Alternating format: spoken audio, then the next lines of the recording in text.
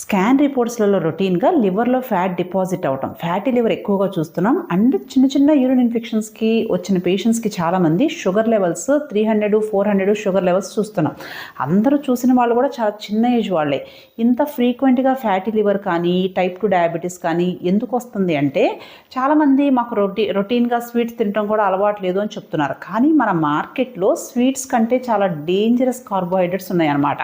అవి ఏంటి అంటే ఇండస్ట్రియల్ స్టార్చ్ అంటాం. ఇది మాల్టోడెక్స్ట్రిన్ అనేది, అంటే ఈ కార్బోహైడ్రేట్ పౌడరు మనకు ప్రాసెస్డ్ ఫుడ్స్లో కానీ, ఎనర్జీ డ్రింక్స్లో కానీ, బేబీకి ఇచ్చే మిల్క్ పౌడర్స్లో కానీ వీటన్నిటిలో ఉంటున్నాయి అన్నమాట.